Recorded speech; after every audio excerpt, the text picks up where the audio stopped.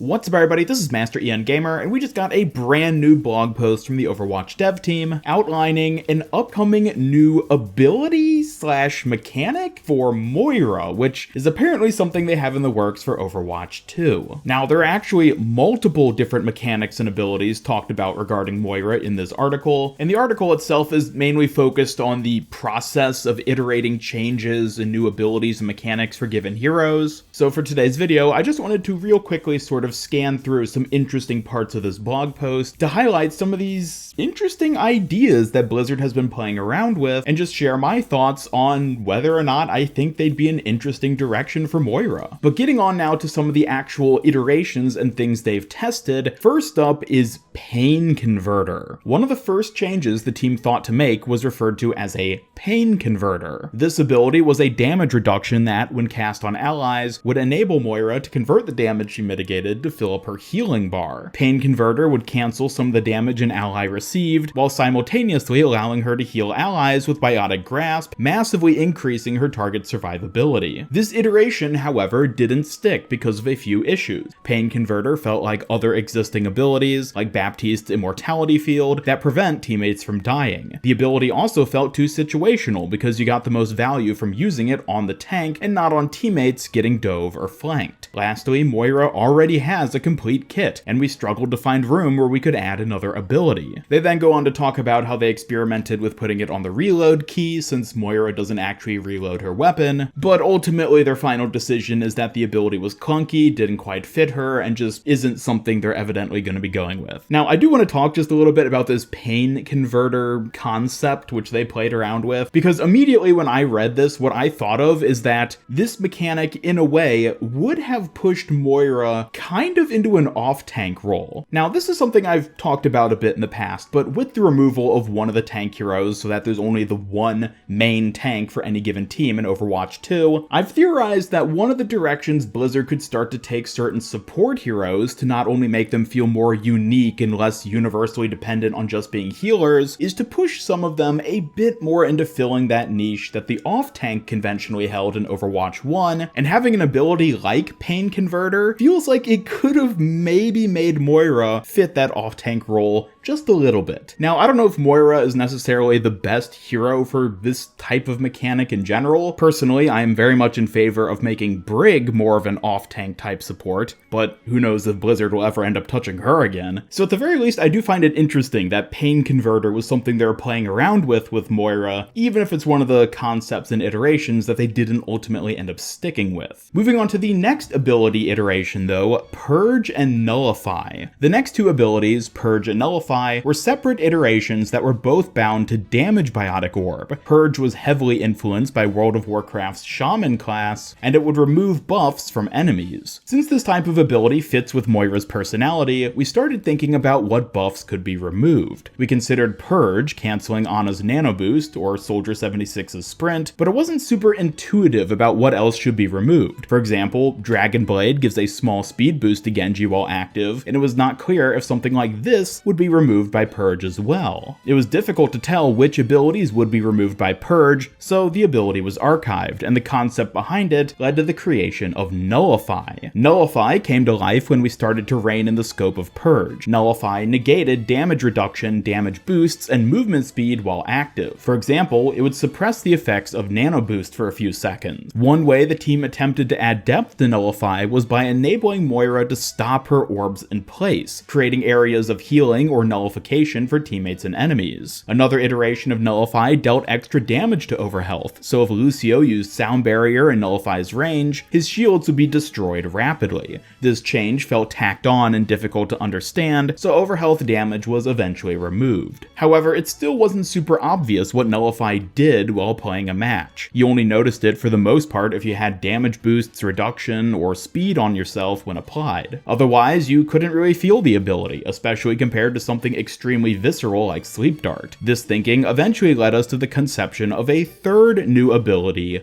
Weaken. Now, before I move on to Weaken, I do just want to touch on Purge and Nullify a bit. I think these are actually the most interesting changes that are brought up in this article when it comes to Moira. I definitely like the idea of like negating a buff for a given hero, but as they say in the article itself, Overwatch is a bit weird when it comes to buffs and nerfs. It's not like a tangible like list of buffs and nerfs that it's just as simple as that. It gets pretty complicated. Yeah, as they said, is speed boost a buff if it's just a little aspect of Genji's ultimate? Is the speed boost from Wrecking Ball's ball form considered a buff as well? Would he just move at normal walking speed while in ball form? I can definitely see how it'd get very messy very quickly, which is unfortunate because I do think Purge and Nullify are interesting concepts for an ability, but just given how the buff and nerf system in Overwatch is currently structured, unfortunately I don't think it would really work, and seems like Blizzard thought the same.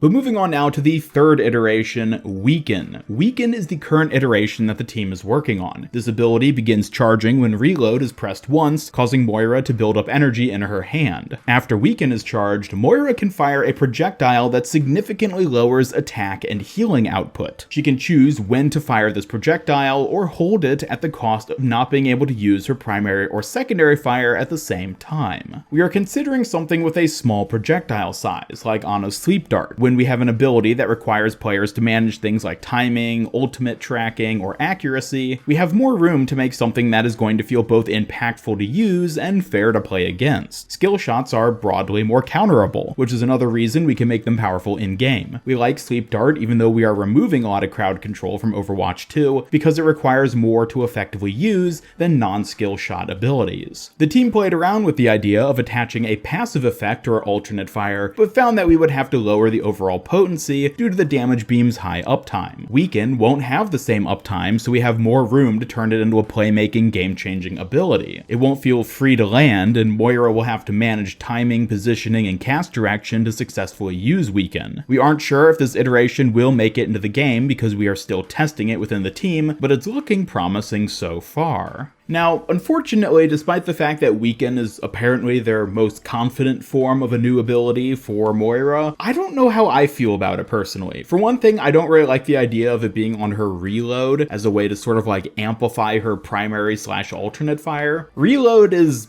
reload. You press the reload button to reload your gun. So having reload do other things is something that I just don't really like in general. Not to say that it just couldn't work for giving her another ability, but I feel like it could end up being very unintuitive and weird for newer players. On top of this, I find it interesting how the effect of this actual Weaken projectile is that it lowers attack and healing output, since that's effectively what the original version of Sombra used to do back before she was ever officially released. Back when she was originally in development and was actually still a support hero, Sombra's hack actually reduced how much damage a hero dealt, and I think actually how much healing they received as opposed to how much healing they gave out. So I guess it's just like a side note, but I just find it funny that Moira might end up getting an ability that was originally going to more or less be what Sombra was going to be all about as an entire support hero. Of course, Sombra ended up being a damage hero. We all know how that turned out. Overall, the ability itself